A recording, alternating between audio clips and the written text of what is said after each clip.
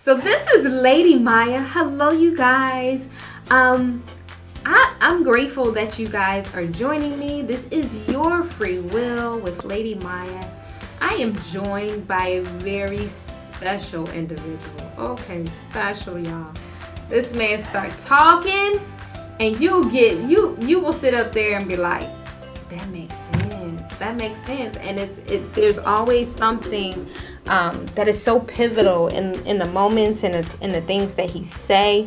And I had to get him on. I had to get him on the show because you guys are doggone not like me, but I love y'all anyway. It don't matter. It doesn't matter.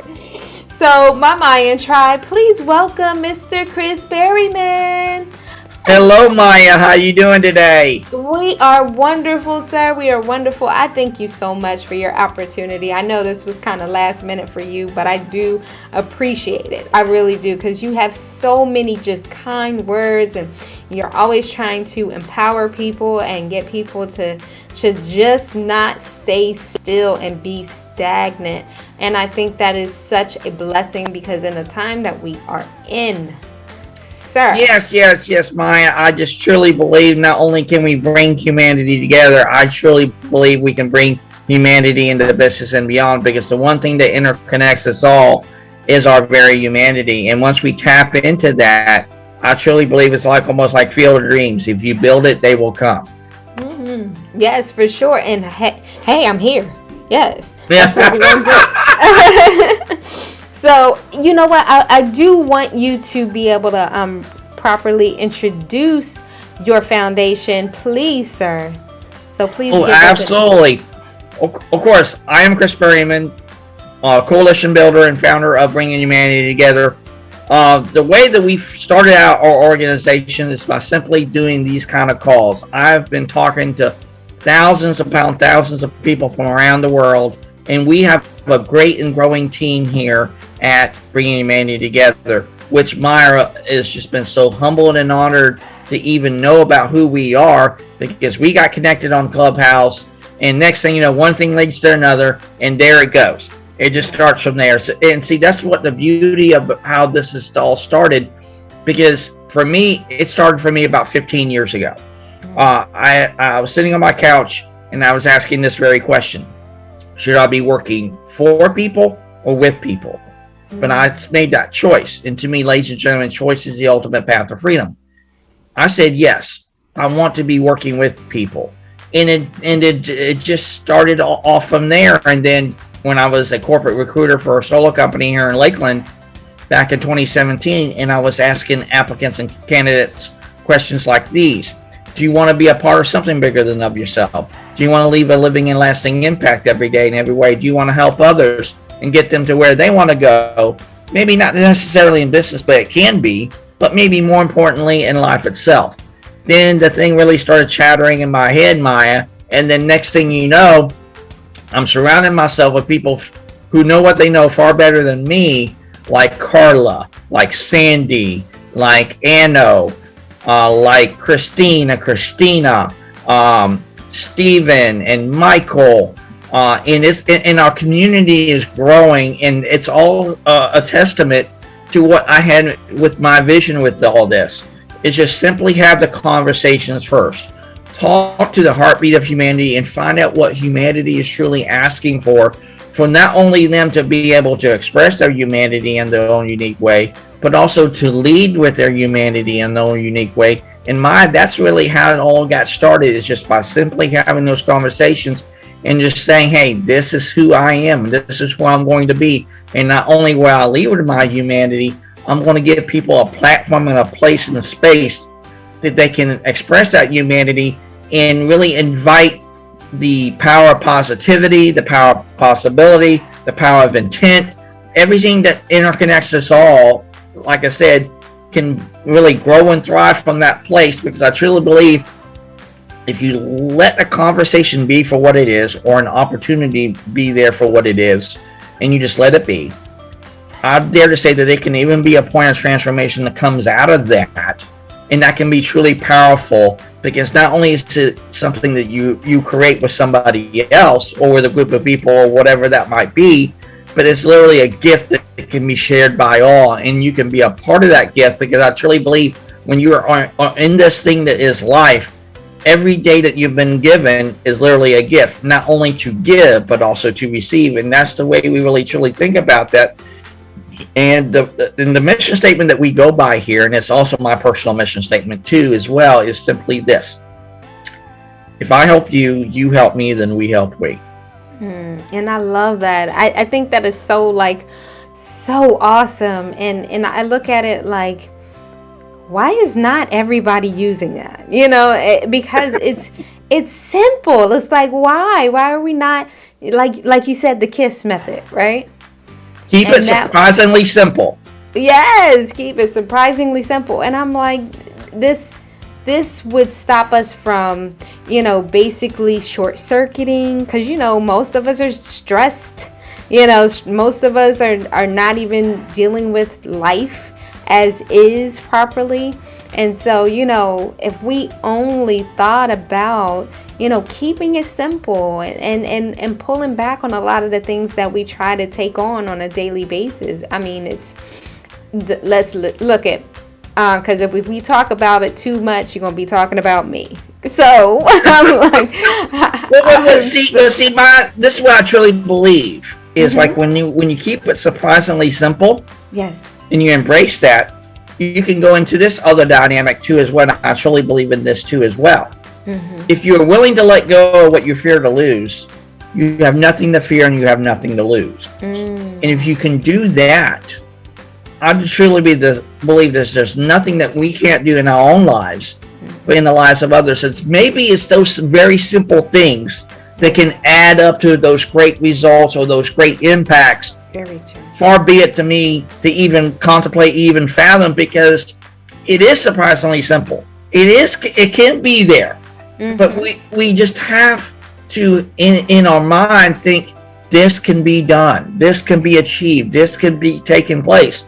But do I deem it so? Right. Will I have intention behind that? Will I move forward with that intent? And it's, again, we always hear it before in a lot of different places in work or in our communities. It's about just showing up. Showing up is literally the best part of the thing that we do each and every single day. It is literally being that human being. Right. Because who wants to just to be a person just existing on this great planet? When you think about it, we have been given the greatest gift of all, of realizing what has been given to us each and every single moment of our lives. Right. But I share this with people every day, and I put it in the form of a question. Right. What if we were only one person or one moment or even one opportunity away from becoming a part of something bigger than of ourselves? That's awesome right there. I mean, a lot, like you said, surprisingly simple. We don't even take those things into account because we're so busy. I'm doing air quotes, y'all. So busy. Why are we so busy? We busy doing these things, and yet it's like, are we going in the right direction? We don't even know, because we didn't even take the time out to really look at what was going on. What are these things looking like?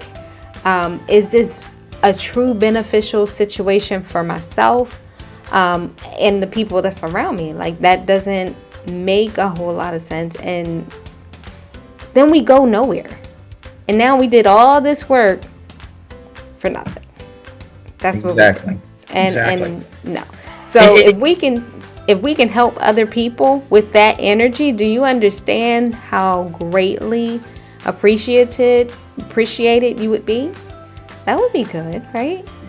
Well, see, for me, it comes down to these three words that I've learned from John C. Maxwell so much in a lot of his books and everything. And the biggest theme of it is, it's about listen, learn, and lead.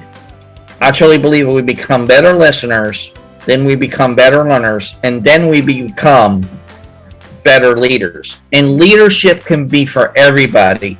Leadership is not about a title or a position. is he says in his great book, The 21 Irrefutable Laws of Leadership, lead by permission, not by position. Because the biggest myth that's out there today is we equate leadership and management to be one and the same, when they're really two polar opposites of the spectrum. They're not even remotely close. Right. But see, I really do see a day, though, down the path that we can get to that place that leadership can know about the day-to-day and know about what needs to be done on a workflow process or procedure or whatever that case may be. But for me, what really has led me to start all this is I just know that there is a better way to lead and a better way to be.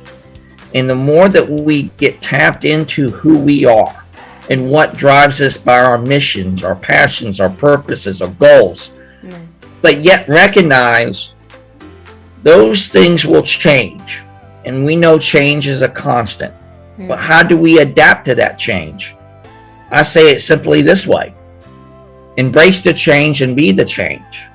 Because if you're not willing to embrace the change, then how can you be the change? And the more that we look at that and really pause and reflect on that for just a moment, what shows up to us in that moment?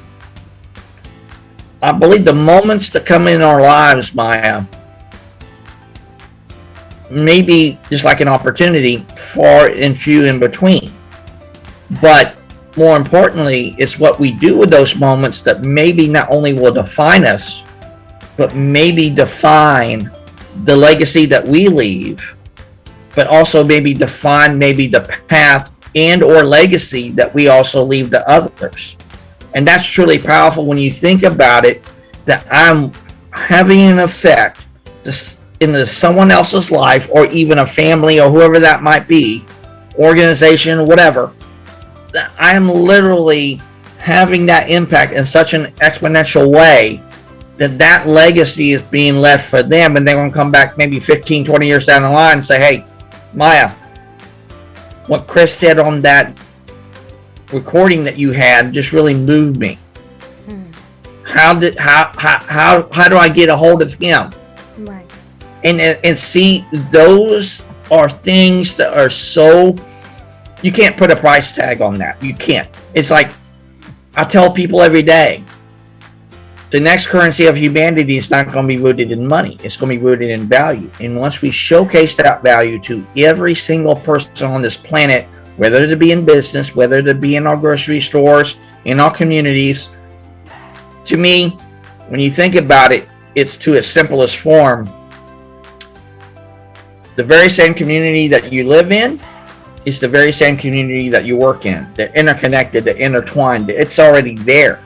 It's how do we show up? Do we check out our humanity at the door when we go to work? Or do we embrace our humanity when we step through that door? Or even better yet, and I just said this to you a little bit ago, and I truly believe in this. Ladies and gentlemen, if hope and faith knock on your door, are you willing to answer the call?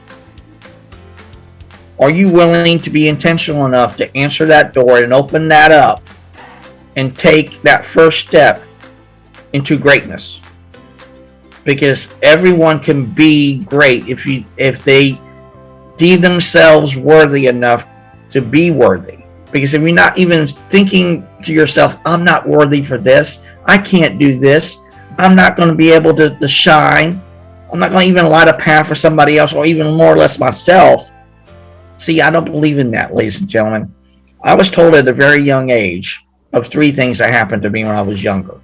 Number 1, I was told at a very early age that I would never ever talk again. I had a stuttering problem and a speech impediment far worse than Mel Tillis. And whoever is listening today, Mel Tillis was a country and western singer. He could sing a tune like anything, but when he talked, he couldn't really say any 2 words together. He was just that way. But see, I was told I was never going to speak again. And I had to go through 2 years of speech therapy, but one person changed my life. Her name is Patty Harville. She not only turned into my teacher throughout my school career, but also she was my psychologist at first, but she said this to me. She said, Chris, just slow your mind and just think of the words and then say it. And then you'll be on the path to speaking clearly and very effectively each and every single day. And I've held on to that.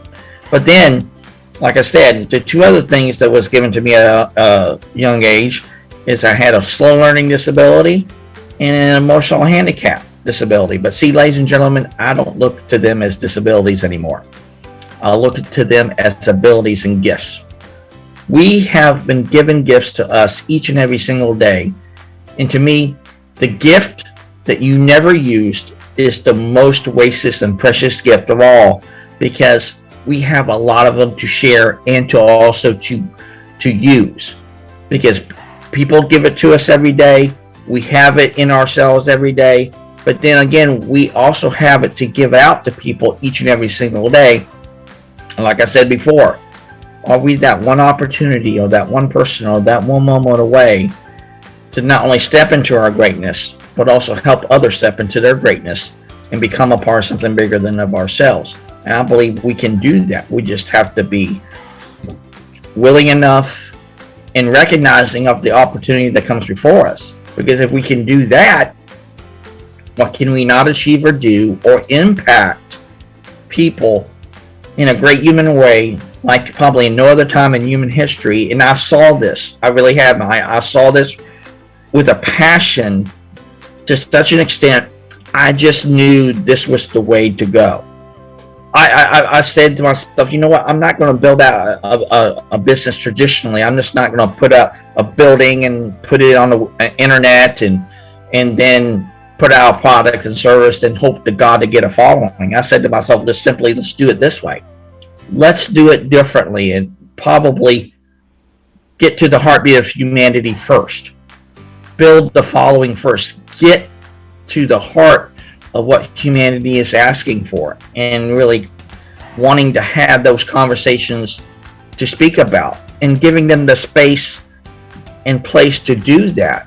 And that's what I truly believe we have here at Bringing Humanity Together.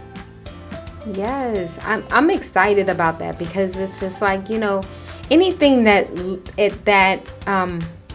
talks about helping people and helping them where they are, and just understanding, not everybody's really ready to deal with a lot of things, and we overlook that. Not that we're doing it on purpose.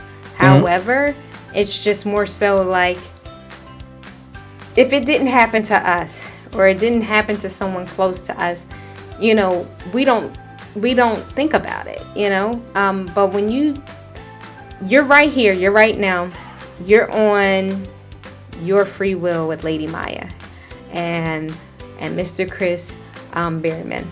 Okay, you're listening to us talk about helping people. He has his organization. I mean, the talks, immaculate. If you go on LinkedIn, you'll find those talks about how people can be helped. What type of people are finding that it might be difficult to just go through the day to day. And we got to be okay with that. We got to understand that not everybody's going to take it the way that we can. Sometimes it's us, but we are in denial. Hello. That's always a thing. So I'm like, a lot of us don't want to admit when we need help. I don't understand what that's about. Like, that just makes absolutely no sense to me. And they look at you as, oh, well, don't pay them that much mind, because, all they're looking for is, what they say, a handout. And I'm like, how is that even a thing? Like, if the person is asking for help, okay, granted, if they're looking for money or something like that, that's one thing. But to ask for help and you're looking at them as if it's a handout, wait. Well, yep, and I'm glad you brought that up. And this is what comes to mind when I think of that. Yes. At one point in my life, I was homeless. I was living from place to place for over 2+ years. There's been many times that I've asked for help, so I have been to the other side. I understand that dynamic, but I don't look down upon it because I was there. I understand that. Right. But see, Myya, I truly believe humanity can turn into and evolve into something so much larger than ourselves, because I believe we're destined not only for greatness, we're destined to become bigger than what we've probably been taught or told for probably generations upon generations. Why would we be on this earth today? Think about it. We had probably a billion and a million gazillion, however you want to term it, chance to even exist right now. We're literally we're an anomaly. Just when you think about it, look into where we're living at right now. We're living in the greatest country in the world because you know what we did? We made a declaration. We said we're going to declare something today because that's what we did with our forefathers, and said we created the Declaration of Independence. So are you willing to have a declaration for your life today and declaring that I will do this?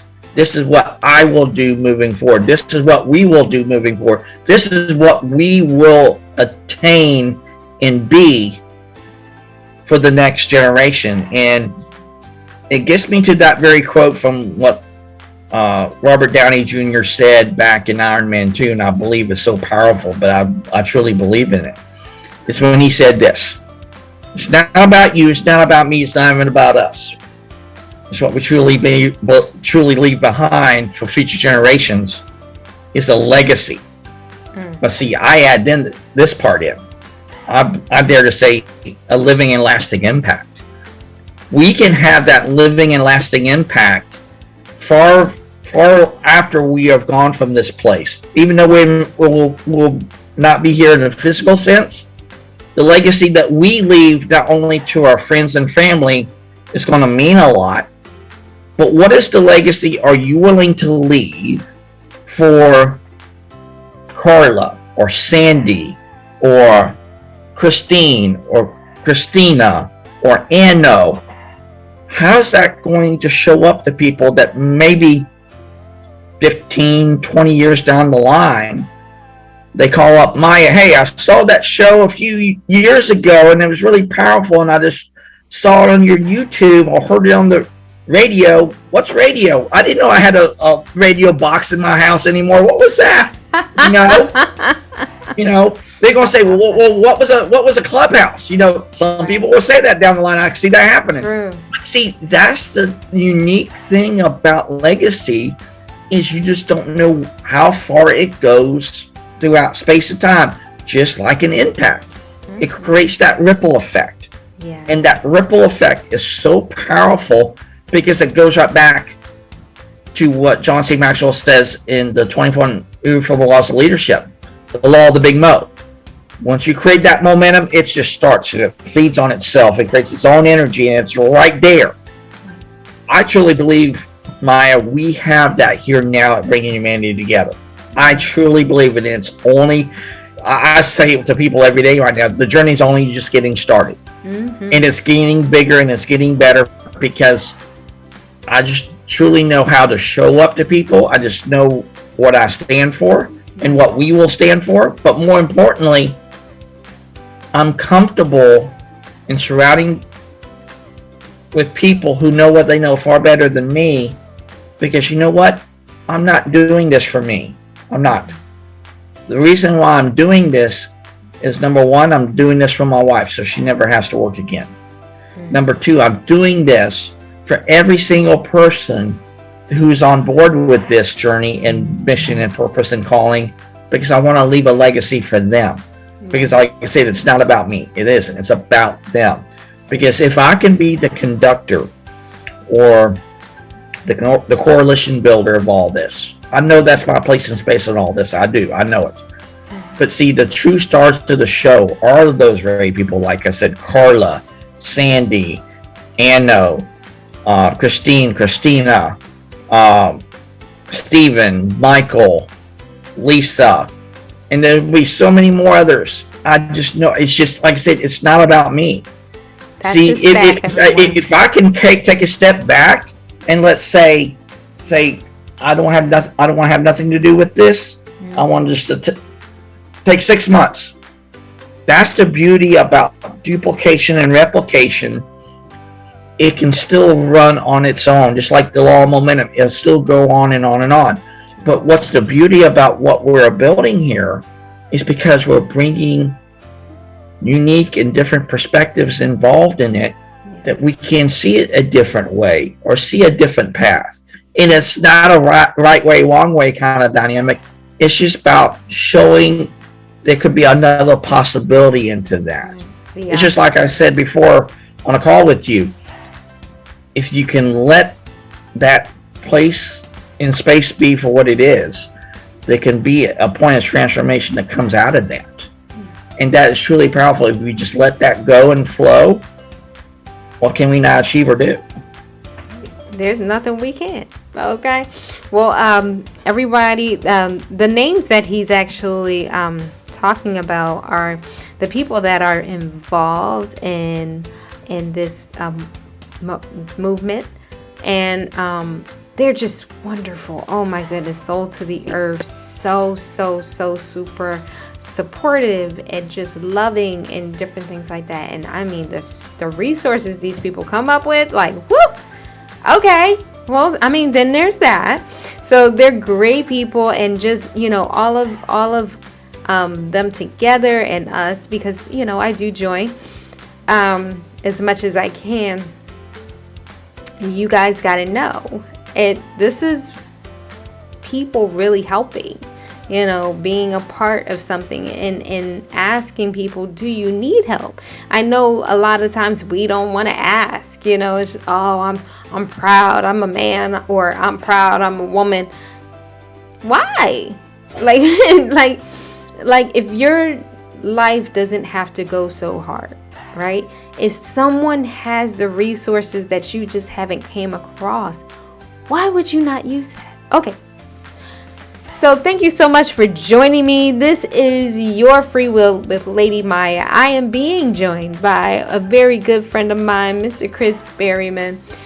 We're discussing his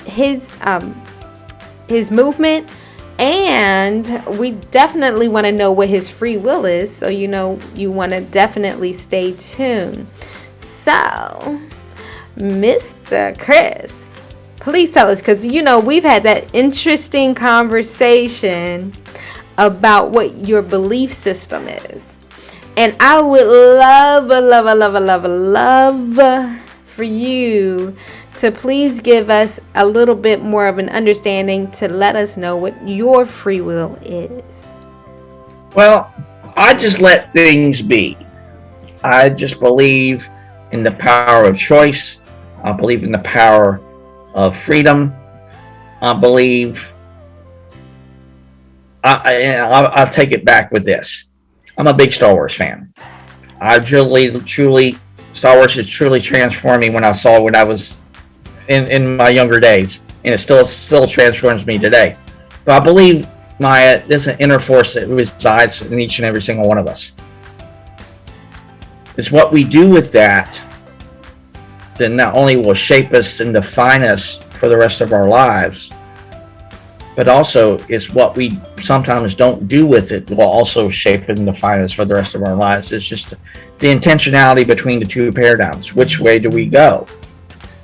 And the way I see it when it comes to free will, you just have to let things be offered up.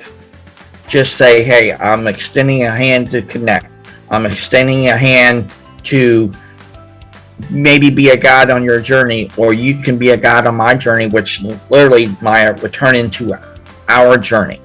And if we just let that be, not only does my free will come into play, your free will comes into play, because I'm not putting any expectation into it. I'm not asking anything in return. I'm just letting things be, because the more you try to constrict something, the less that you would get out of it. But the more you let it become freer and just go out to where it needs to go, you're not the one who's in control of it. You're just basically helping it go. It's just like when you have a river. When you try to stop a river will find a way to go to where it wants to go. It just has that way of going. So instead of constricting that free will, sometimes it's better to let that be to such an extent. You don't force it with the dam. You don't try to say, hey, you have to be X, Y, and Z because that's what shows up to be. This is what you have to do. No. Everyone has a place and space in this grand thing that we have called life. And when it comes to that free will, I look at it this way. I could respect people's freedom to choose. I respect people's freedom to think clearly with critical thinking and the freedom to do so.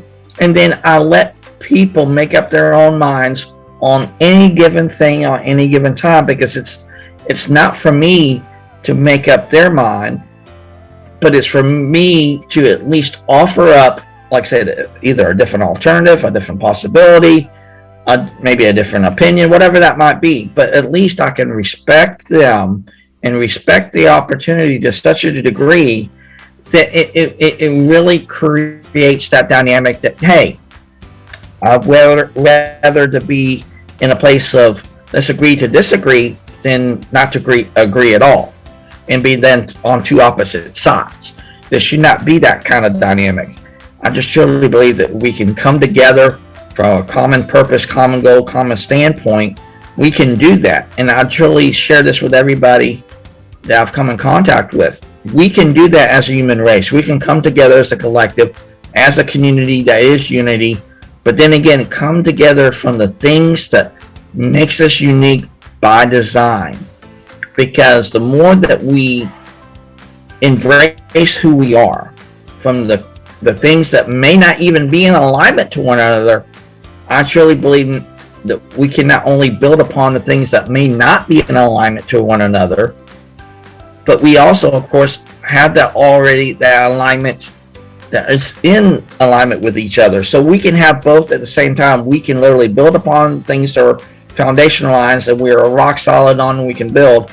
But then some people don't realize, hey, someone doesn't have this alignment with me, so I'm not going to build upon it. Well, why not? That's an opportunity. And see, when opportunity knocks, just like hope and faith, are you going to answer that call? Exactly. That's just the way I look at it. I like that. No, that makes sense. I mean, we all have choices. You know, we all understand the choices you make are not going to be the choices that other people will have. And then too, the decisions that people make are usually what they think is best for them to get through life in general. So, you know, I love your free will. It's very simple, and I love that, because it's just like, look, you have a right. You have a right. Everybody has a right. Do whatever it is that makes you happy. If that makes you happy, go for it. If it doesn't, you might want to look somewhere else or try again. You know, so I love that. So let me ask you this. Okay. How did you grow up spiritually? I was actually born into the religion of Christianity. Mm-hmm. So I was born as a Southern Baptist. But I just truly believe that there's a higher power. It doesn't matter which way you look at it. Right. It could be God, Allah, whatever that might be. Mm-hmm. That's good. In one way, shape, or form, we come from one place to a certain extent, because when you see the similarities of when it comes to religions, and sometimes some cultures, in fact, there's a lot of similarities there. Right. So when you think about it, when you get down to the nuts and bolts of who we are as human beings, in context to religion, we're not really dissimilar on a lot of different things. It's just, how do we show up and how do we get there? Why do we do what we do when it comes to a religious standpoint? What does that look like to us? Right. But like I said, I do believe that there's a God, and that God did send his only begotten son to save us all, and that kind of thing. And then he rose from the dead 3 days. And not only is it based in fact, because there's been scientific proof that has occurred, but like I said, when you think about it, and I put it in the context of this, remember that movie Contact with Jodie Foster? Oh, I've heard of that. Yeah. Well, this is what Jodie Foster character asked her father in the movie when she was like a little girl, and she asked him this. She said, "Daddy, do you believe there's anyone else out there?" And then he comes back and says, well, he didn't put it in the God kind of context, but he kind of put it out there like this. He's like, the universe is big, but if the universe has been created, that's just a lot of wasted space. So when you think about a relative context, there's more to us and what's connecting with everything else around us that's so baffling to the mind it's not even funny. So we're really so connected to everything to the very degree, I won't say to the fabric of a DNA of an, well, you can probably say this, because I think there's some scientists have done it, that to some degree we even have been made up of some of the particles in the stars and that kind of thing. How that is, I don't know, but you can probably research that. But like I say, when you think of the grand scheme of things, think about that. All that space, and for us to only exist on one planet, I know there's more to life than out there. So I know there's going to be life beyond the stars. We're not the only ones. I do believe there's organisms kind of everywhere, and most of what is all atoms and energy and all that good stuff. So like, why wouldn't he reuse what he has to make us and make this planet to make others? Well, you also got to remember too, there's also other religions too as well that believe actually in the afterlife. The Egyptians believed in it. Right. The some of the Asian cultures too as well believe in the afterlife. Yeah. So when you think about it, when you put it in the context of religion, still yet again, there's not a lot of difference, irregular similarities to them. There's a lot of similarities there because it's been put out there. It's there. You just have to go out there and see it and find it to really understand it, because if you're seeking to find it, then you will have that knowledge to understand clearly and more defined. Hey, I see it from X and X's religion or X and X's culture or whatever that might be. Right. And I believe that's how we can become more knowledgeable and more of an evolved race as human beings as we are. Because just think about it. For us to be where we are today is literally a miracle unto itself. We shouldn't even be here, but we are. Right. But think of that gift in context when it comes to that religion. What makes us so dissimilar to any other religion on the planet? What makes, I think, like I said before, what makes the similarity is because people probably put more into it or add to it or subtract to it to make it conform to their version of what that is. Right. What it is, and that's fine for them. And I have no problem. If that's what works for them, that works for them. Right. But see, I believe in what I believe, and I don't let no one keep me from that. But you know what? I'm open to other points of view because I'm open-minded enough to say, hey, maybe I didn't think about that from not only a religious standpoint, but also from a human connective standpoint.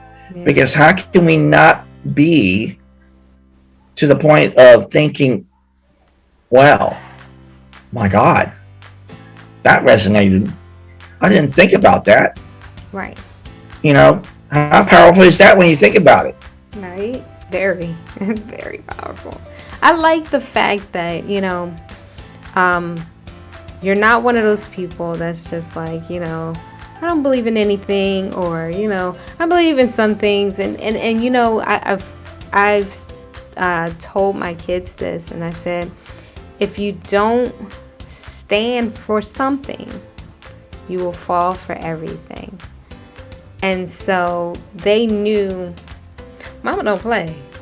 Mama, yeah, she not going to allow us to just kind of like go off in a distance without really having some form of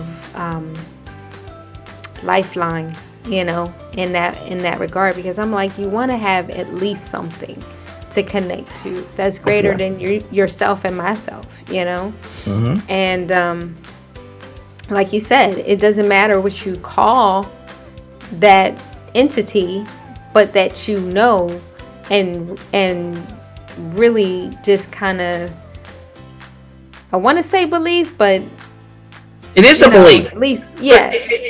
But think about it. Yeah. When you think about to its common core, what is a religion? It's a state of being and a belief. That's all it is. Okay. Nothing more, nothing less. But when you take it in context like that, does the belief system that we have intersect from not only a religious standpoint, but also the human connected standpoint? How do they intersect? How are they intertwined? Right. Some people can pull the religion out of the humanity.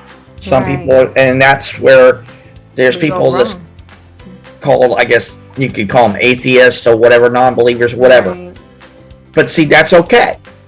But see, I believe there's an intersection of religion and humanity together. They can be not so interlocking, but they're connected nonetheless. Because see, every human being on this planet has a unique perspective unto themselves, so they have that free will to choose their path, whether it be a religious path, whether it be a path of non-believer, whatever that might be. That's their choice.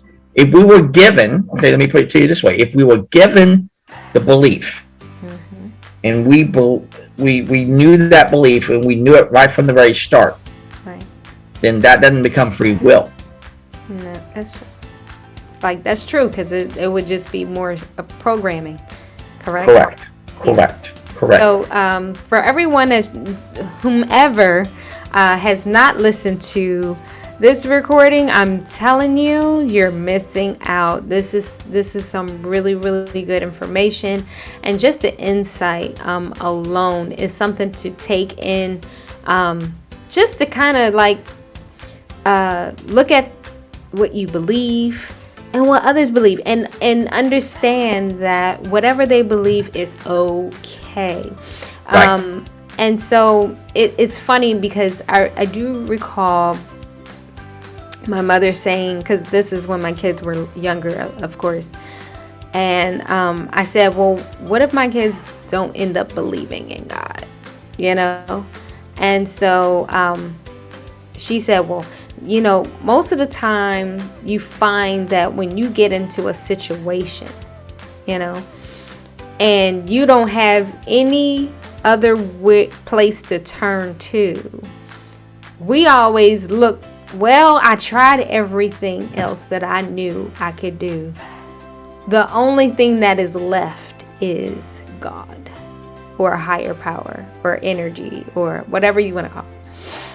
And so I said to my oldest daughter, she's 24 years old, she says to me, Mom, I went to church and I had to. And I said, oh, why? What happened? She was just like, I could not get my thoughts together. I couldn't do this. I couldn't do that. Everything that I turned to do, I just felt was wrong. And something told me it was wrong. And she come to find out she saved herself, from the things that, she was going to do, which was like a job that just didn't work out, that wanted her to like really do some very immoral things.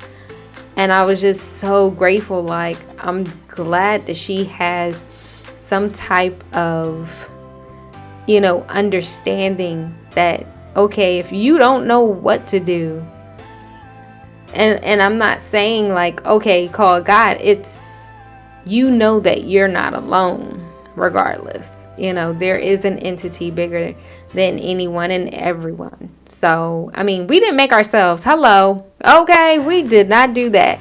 Like, can you imagine if we made ourselves? We would have our head on backwards. Feet would look crazy, probably with webs because, a man made it, like, oh, I got webs, look, and it's like, no. But see, when you think about it though, Myya, when it comes to who we are as people, and when you're speaking of religion, you have to go back to this very term, and I believe it works well no matter whatever context you throw at it. Right. It's just be human. Because even when you're a follower of whatever religion that you're in, ultimately, one way or another, you're still a human being. You're going to be making mistakes. You're going to sometimes stray from the past. Sometimes you'll be lost on your journey, whatever that might be for you. Right. But just know that you do have a purpose. Yes. You do have a calling. And it's just about recognizing where you are on that journey and where you're on that path, whether to be religious or otherwise, and knowing your place in space. Yes. What am I willing to do to make myself better, my environment better, and make peace with whatever comes before me in any aspect of my life. Right. Because the more that we fight it and resist it, it's just like we had the conversation this week about change. How do we embrace that change? How do we take that change on? Especially when it comes to the world of religion. Do we embrace the religion that has been given to us? Because sometimes when we're born into something, that's sometimes the only thing we know. Exactly. But when you think about it, and I'll use a kind of movie term with it, and this can be relevant to anything in life, to be honest with you. It's almost like you're living in a matrix. What if there's a different way? What if there's a different way to be? And religion can be that way because it, like I said, it does intersect in our very humanity. It's at that crossroads. What if someone was born into a religion, they don't know any other way, but that's what they were told to do, and that's what they would have to lead their life by. And then that would probably define them for the rest of their life. But see, again, it goes back to what you were talking about here about free will. Everyone has a choice to express that free will and to exercise it. But like I said, are they willing enough, or do they even know they have that in them to do that? And do people around those people have the willingness to go to them and say, hey, are you alone? Do you feel like you're in a bad place? Or whatever that might be. Sometimes that simple outreach to people may make the change for them in their own lives, whether to be in religious dynamic or not, or both. It doesn't really matter. But it's about the intent to be able to reach out to them. And that's when servant leadership comes in. And when you think about servant leadership, the best servant, if you wanted to take it in the context of religion, had to be none other than Jesus himself. Mm-hmm. Because why would a man who would be the King of Kings literally will sit at the feet of his disciples and wash their feet? Mm. Why? Mm-hmm. Why he would do that? He was serving. Yes. Love it. Because service to others it's not about you. Mm-hmm. And that goes far beyond religion. And it doesn't matter where that stands. Mm-hmm. It's not about you. Exactly. So when you really think about that and ponder on that, there are so many people out there, I'm sure right now, who are listening in this world today, mm-hmm. that says, I'm trapped in X, Y, and Z. I'm trapped in X, Y, or Z religion, whatever that might be. True. But are we willing as people to reach out to them and at least extend that hand? Mm-hmm. Because if we're not willing to do that in any aspect of our lives, then what does that say about us? Right. You know? And that's really powerful because there are many people out there, and I was lost many years ago. I was brought up in a very abusive and alcoholic relationship with my parents. Both my parents were alcoholics from day one. They just basically they drank themselves to death. My father, I don't know because he left me when I was 3, so I don't know who my father was. Right. But my mother, she drank herself to death, and she just didn't feel like that she was worthy of existing. But she didn't believe in God. She didn't believe in anything else. She just believed that she was just only for herself and herself alone. But you know what? Sometimes when those people come in our lives, even from a religious standpoint, do we shun them or do we embrace them? Embrace. You have to. I believe we have the opportunity to embrace them for who they are, because again, at the end of the day, we're all human regardless. We're infallible by nature. We're going to make those mistakes, because if we were perfect, truly without consequence, or truly without the expectation that we're going to not fail any given time, then we would not be the human beings that we are. And we wouldn't even be given the free will as we have. When you think about that, what are you willing to do to go beyond of what you have been told not to do? Because I granted, like I said, when I was homeless, I was asking for people money left and right. I was, and it's not a pretty sight. It's not. It's very. The best way to phrase it as it makes me feel like I'm not worthy of being here because I'm not where you are to a certain extent. Okay. But you know what? I had to learn to let that go. Right. I had to learn to let that go because again, with that free will that I've been given, I made that choice. That I was not going to live that path. I was not going to be conformed by what other people deem me as or see me as. Right. And I just wanted to embrace people for who they are and where they are. Nothing more, nothing less. And if we can do that, I truly believe our world will become a better place. Our workplaces will become better. We will have truly the potential to grow and thrive like in no other time in human history, because again, we recognize how truly interconnected we are. Yeah. And granted, there'll be some things that we will have to maybe agree to disagree on, and that might even come to a religious aspect. But yet, that's okay. It doesn't matter. is that at the end of the day, are you willing to respect me as a human being, honor me as a human being, understand me as a human being, and just sit with me at the table of humanity and just ask this simple question: how can I help and serve you? Nothing more, nothing less. I don't expect anything in return. I don't.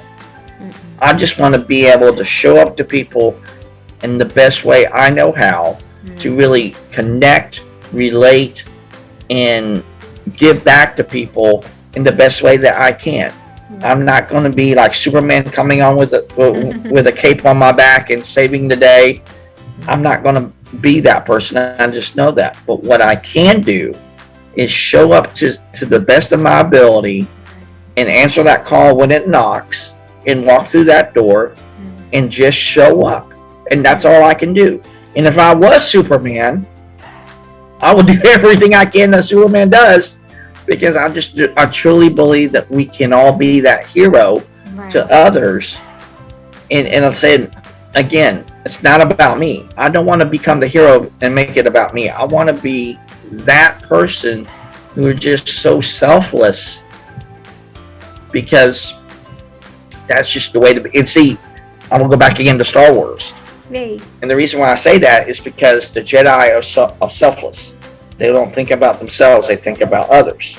But when you think in relevance to the Sith, they were always about absolutes in their lust for power and everything like that. And when you sometimes see it in religious terms, there are some people who do both sides of that dynamic. There are people who are selfless, who just go above and beyond, and there are people who are for the absolutes, and it has to be X, X, and X, and nothing more, nothing less. You have to conform to what the religion says. And sometimes that's the way it is. And see, the way I look at it, Myya, is simply this. There's that balance. Without the balance that we have in life, whether it be religious or otherwise, then our world and our life and our existence will be in a point of chaos. And we don't want to live in a point of chaos. But to counter that chaos, there has to be a balance to that. And with that in effect, and I will go back to what the guy said in The Fifth Element. In The Fifth Element, he knocks over that glass and it breaks the glass, and the glass is all over the floor. But then you see all these little machines coming up and cleaning all the glass over the floor. So from chaos comes life. So there is that interconnectivity that's there, and I recognize it as such. Sometimes I hate the chaos. I hate the negativity that's out there. But again, like I said before, I embrace it all because I have to recognize my point within that balance to keep that balance at an even level, to where if it wins out the day, that the good win, so be it.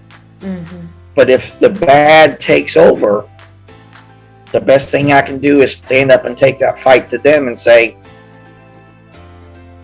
I'm going to be that one who is going to be that warrior that will say it is the time to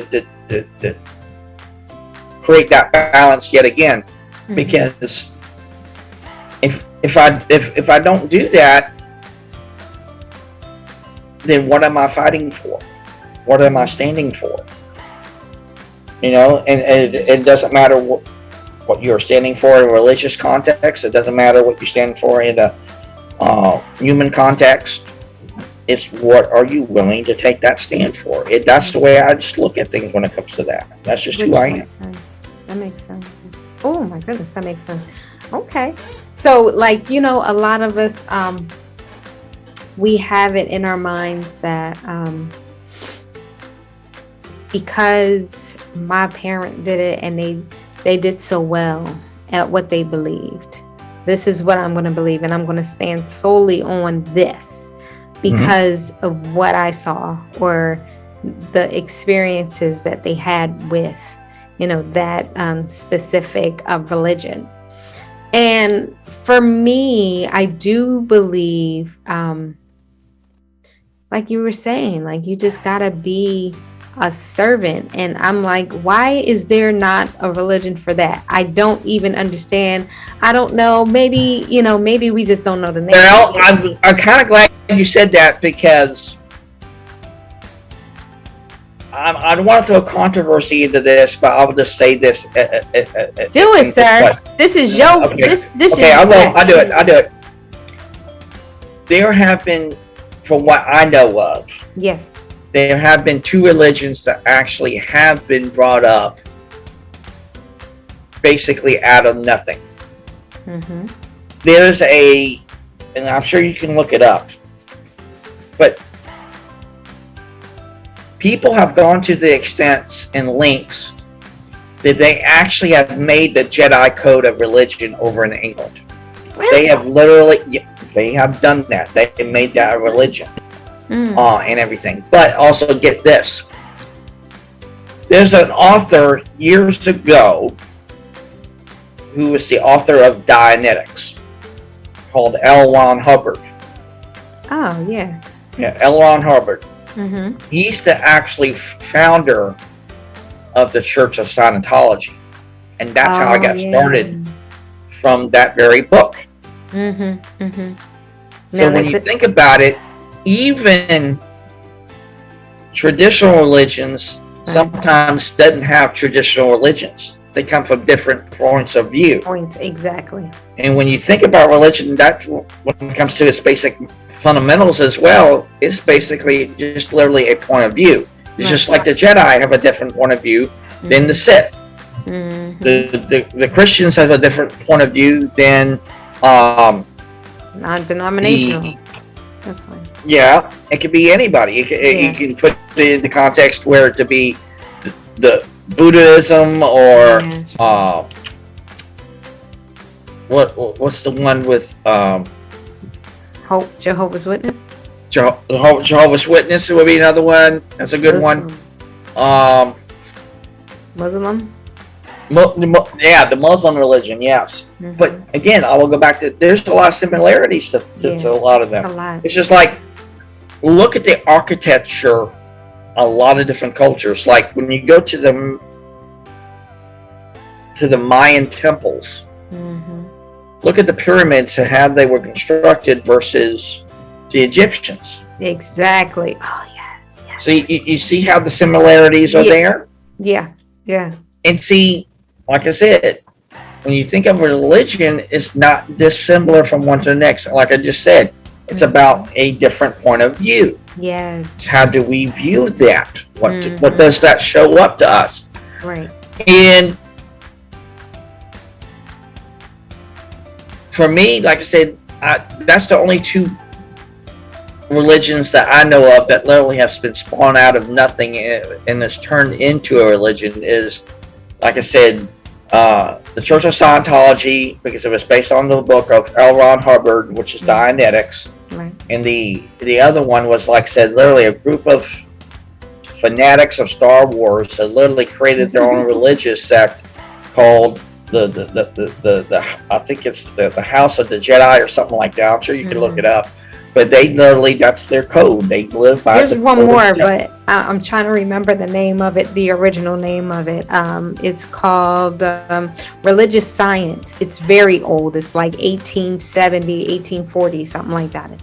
Yeah. I want that one badly.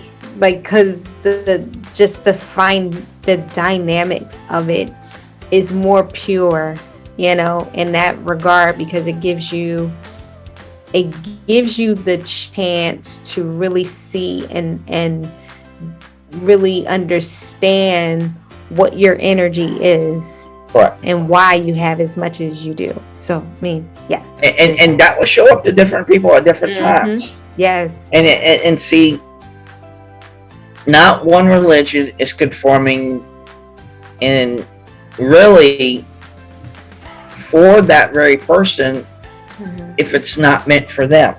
Right. It's just like with us. We have different foods we like. There are different ones we just love to eat on morning, noon, and night, and there's some that we just hate with a passion, and we just don't. That's just not us. And I recognize that will probably be for the same people when it comes to religion or free will or whatever that might be for them. I recognize that. But see, I'm not going to disassociate myself or say that you're not my friend because you have that particular point of view. That's just right. That's just that would nonsense. Be crazy. Yeah. I believe everyone has a value to contribute to this world in their own unique way. Mm-hmm. And it's not for me to say how they contributed that very value. It's for me to show up and see that value for what it is, mm-hmm. and embrace it, honor it, and then even share it with the world. Because it's, again, like I said, it's not about me. It's not. Because if it was about me, then I will dictate how said person would show up in that religion or in that workplace dynamic or what. But it's not. I have no control over anybody at any given point.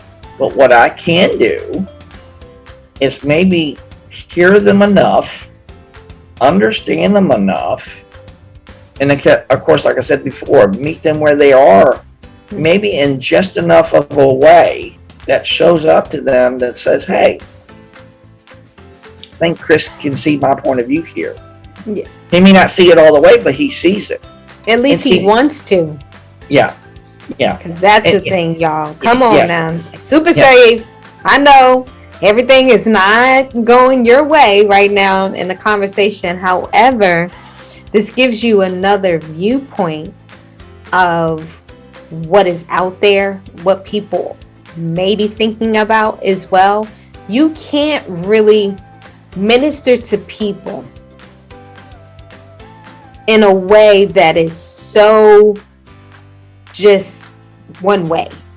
You know, that one way will turn people away, especially in the day and age that we have. We have nothing but technology. We can look up every religion. We can find out what we like and don't like about, you know, what they stand on and different things like that. So I know I get on y'all, super safe folks. But that's only because, see, y'all think y'all know so freaking much that when somebody goes to tell you anything different, it's no. So you don't learn. You don't learn how to approach the people you supposedly minister to.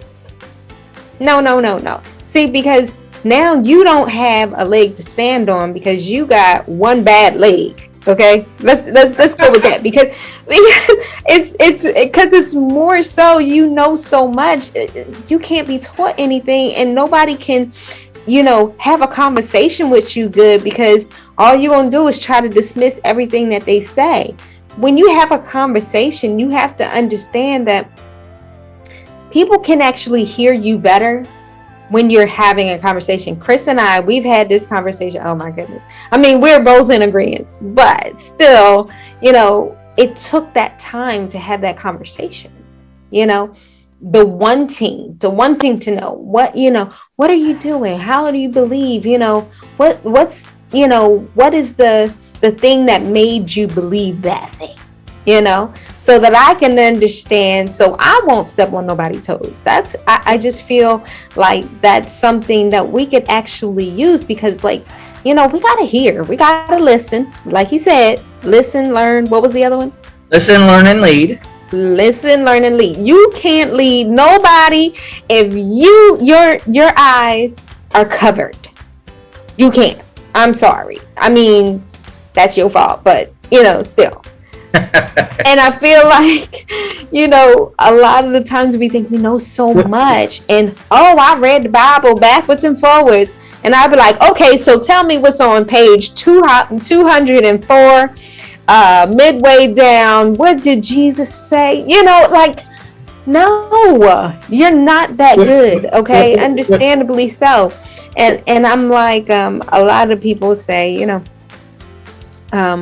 on the other side, of course, saying how, like, there's so much in the Bible, but not enough that actually fills them. And that's fine. You know, the Bible is supposed to be basic instruction before leaving earth.